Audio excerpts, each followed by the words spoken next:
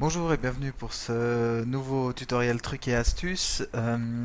J'ai reçu pas mal de questions sur quelle est la différence entre un fichier .xls et un fichier .xlsx, ou pour Word, quelle est la différence entre un fichier docx et doc. Alors, je vais essayer de répondre et surtout de vous montrer une fonctionnalité importante.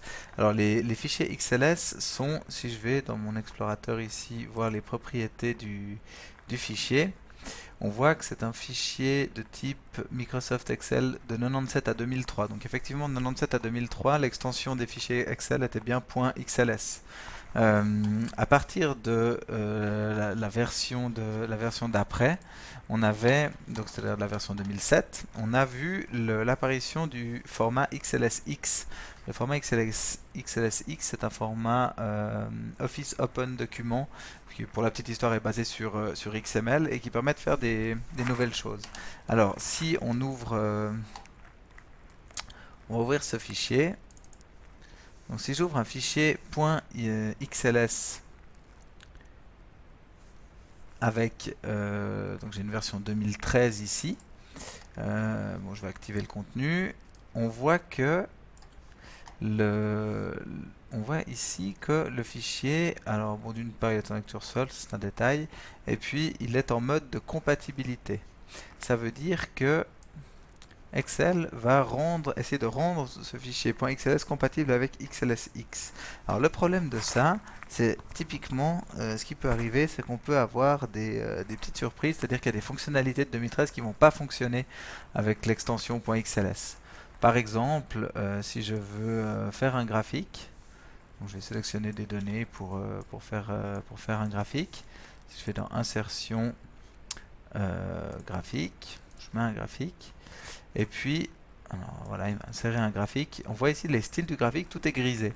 Ça, typiquement, c'est le genre de fonctionnalité qui ne fonctionne qu'avec du XLSX. Alors, je ne vais pas vous lister toutes les fonctionnalités concernées. Sachez juste que si vous comptez travailler avec 2013, vaut mieux convertir votre fichier en XLSX. Alors, comment est-ce qu'on fait ça?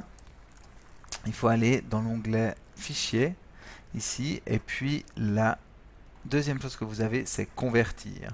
Donc si vous cliquez sur convertir, une fenêtre apparaît et puis il vous propose un classeur Excel euh, qui va pouvoir, alors là il me propose avec des macros, mais moi je veux sans macros, XLSX, et puis je vais enregistrer mon fichier au même endroit avec le même nom, ça fait avec la bonne, euh, la bonne extension.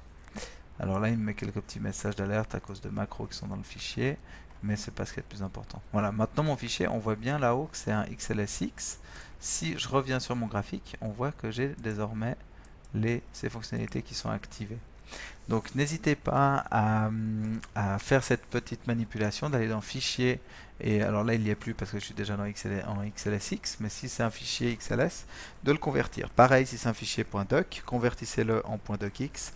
Pareil si c'est un fichier PPT, convertissez-le en .pptx. Et puis pareil pour les fichiers MDB des bases de données Access, vous pouvez aussi les convertir pour avoir toutes les fonctionnalités. Voilà, c'était un petit tutoriel, trucs et astuces relativement important parce qu'il peut faire perdre pas mal de temps si on ne le sait pas. Merci de m'avoir écouté et à bientôt.